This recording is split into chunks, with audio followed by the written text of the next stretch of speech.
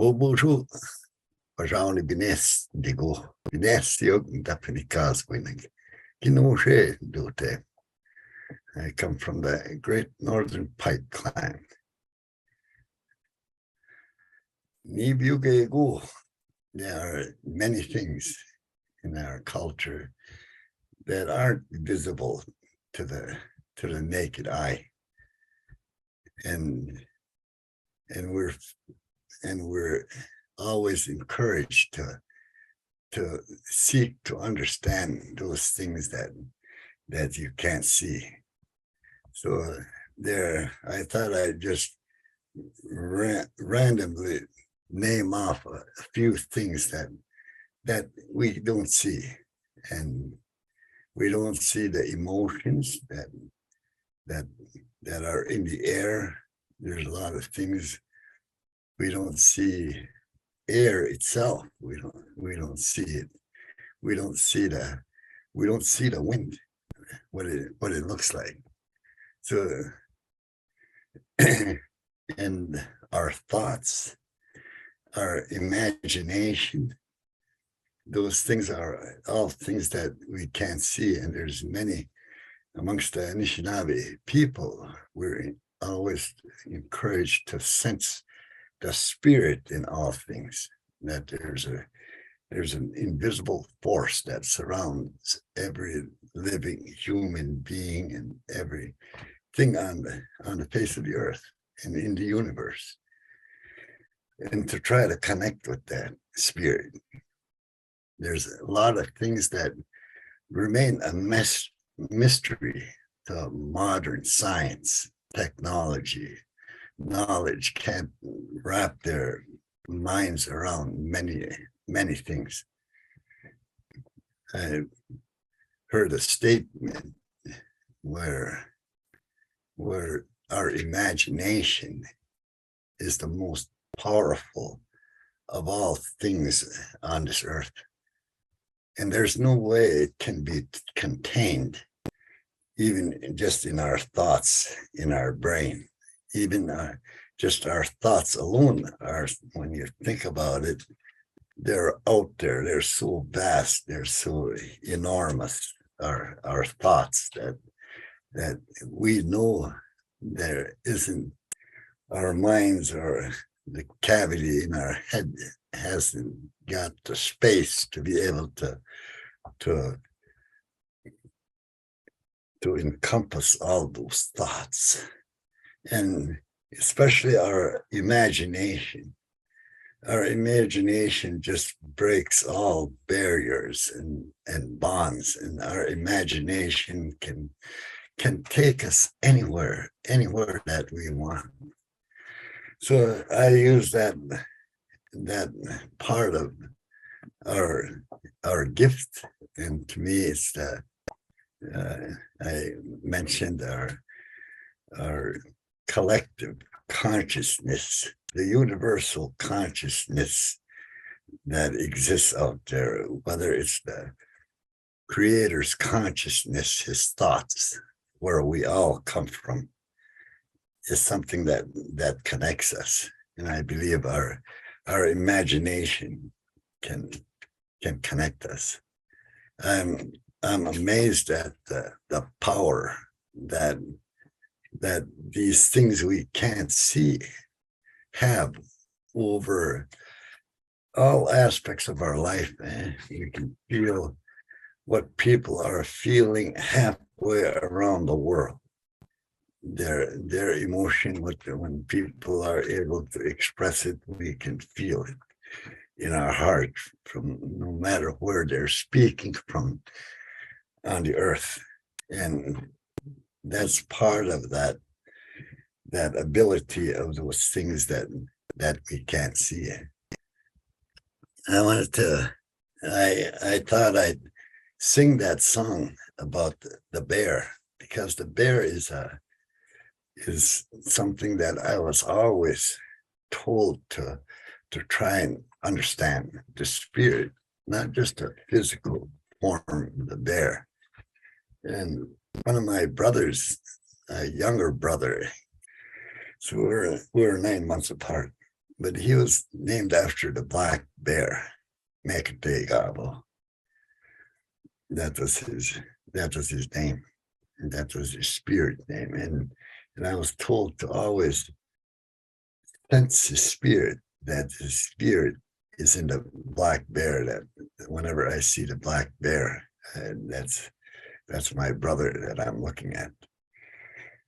And so the bear has been very predominant. It has been taking care of me for a long time. And those things are also sacred responsibilities that come through the clan. So for me, I make an extra effort to understand the spirit of a bear. One of the things that I was told,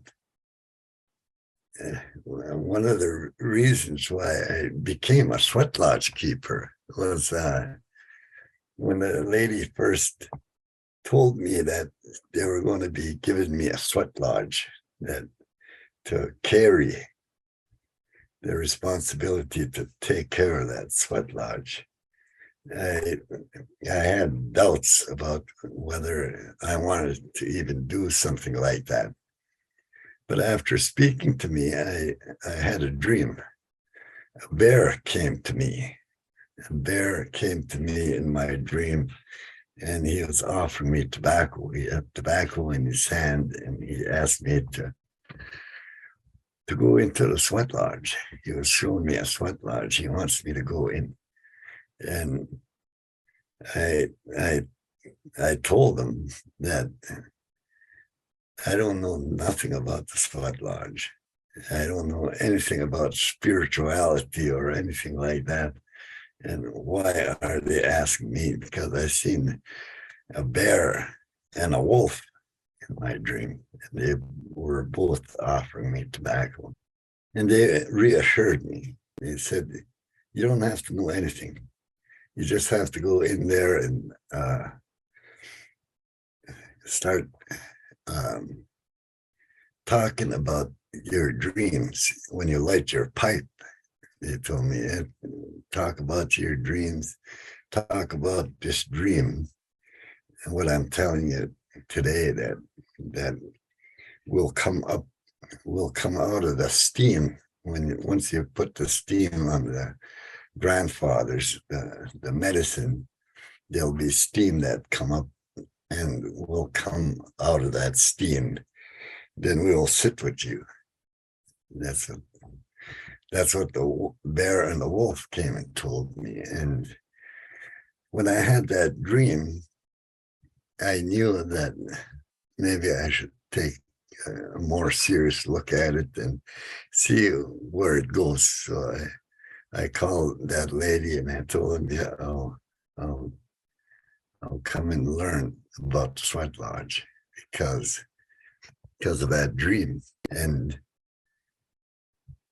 sure enough, that's one of the things I always say when I light my pipe. I always speak of that dream, that the bear and the wolf came and offered me tobacco. And when I go into the sweat lodge, I always say that they'll rise out of that steam that comes. And I always seek to see them or even sense them, their presence in that lodge. So it's not just my dreams, that subconscious mind when you're sleeping that's operating. I'm also able to use my imagination and to try and use that imagination to even bring that into a stronger presence of the bear and the wolf inside the lodge. And I believe I heard someone talking about, they were looking at quantum physics. When you go down to break down to the smallest particle, when they were examining those particles under a strong microscope, they would come in and out of, they would disappear and then they'd reappear. And every time, if you change your thought, they would change how they appear. So quantum physics talks about an energy that we're vibrating at a certain level of energy. And I believe that the spirit itself can slow their energy, their vibration level, where we begin to see that we can literally see that spirit that's there coming to teach us. Sometimes people can they'll see a light, whether it's an orange light or a white light or a blue light. So I believe it's that vibration. So I'm always conscious of the level of vibration. And I believe a spirit can slow their vibration down or to the point where it becomes visible to the naked eye. And my grandfather used to say, like if you're meant to see it, if you're ready for it, they make themselves visible to your eye. And I'm just amazed at some of the things that I've seen in a short period of time that I've lived on this earth. But I'm just amazed. I was watching this guy singing. He was sitting there with his drum, and I could swear that I seen him transform into a different being as I was sitting in front of him. There was other people sitting there, but I don't think any of them seen what I was looking at, and then back into a different form. And at many places, I've seen many things appear in front of me. And I know that I'm not sure if anybody else sees those things that are appearing there in front of me. Even what's happening with me as I'm sitting in a particular location.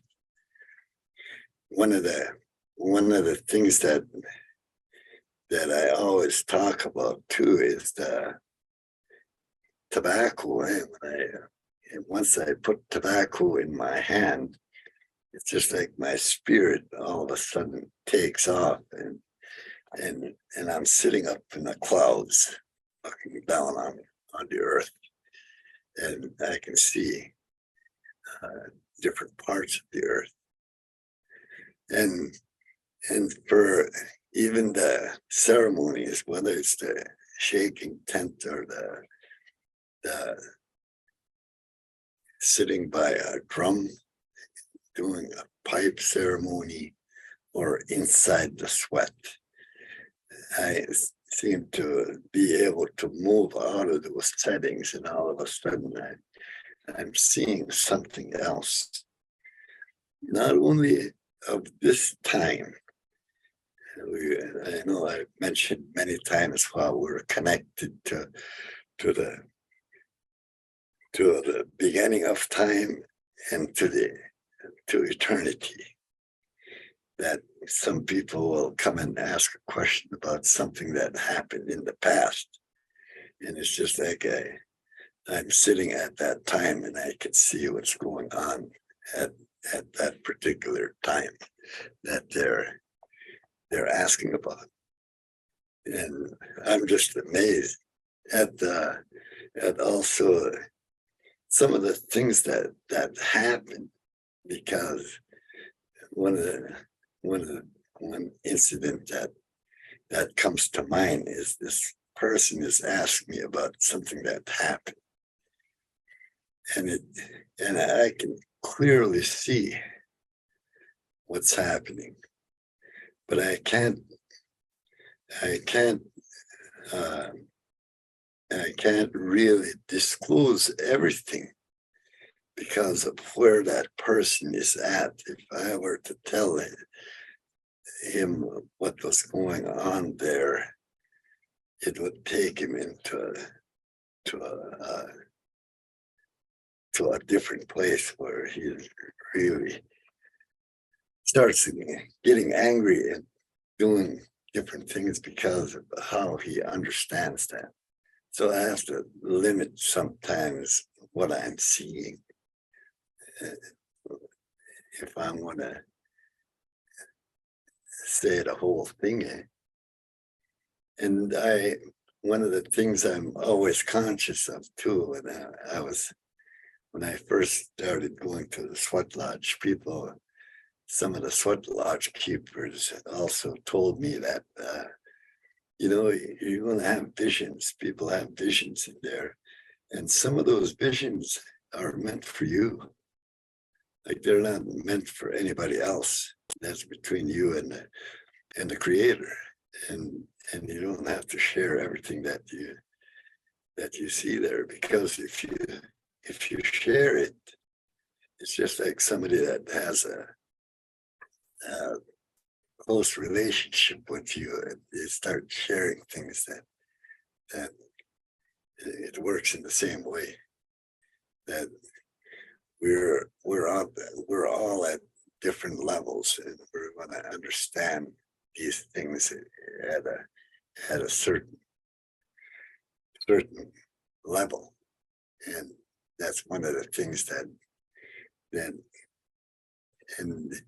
in almost every ceremony, I think of what my grandfather used to say, that some people are ready to look at those kind of things, and others are not ready to look at them.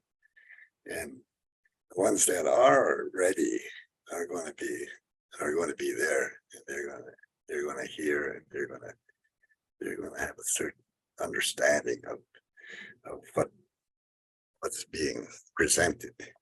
So I've always known that the creator knows our thoughts, where we are, what we think, and what's going to be acceptable to us as human beings. So I look at that too, and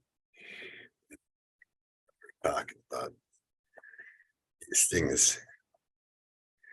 But anyways, for me, those are the most powerful things, are the things that you can't touch or you can't see. Things you can't see are more powerful, and I believe they can take you a lot further. And to me, I've really been thinking about how imagination works, and how there's no barriers or boundaries or laws that apply to the imagination. You can create the kind of world that you want to live in your imagination, and that's where a lot of good storytellers are. I'm just amazed at their imagination. But I know that we have that capacity. We all have that imagination, and we can use our imagination to shape our world, whether we want to live in that kind of a world where magic happens. And to me, that's because I can't explain it logically in any other way. I just express it as magic. And to me, where I'm at in my life today, the way that I feel, the way I see things unfolding in front of me is like it's like magic. I live in a place that continues to grow, and it all depends on our ability to use our imagination and to things forward as part of our make it a part of our life. Minik, I'll stop there with my spiel.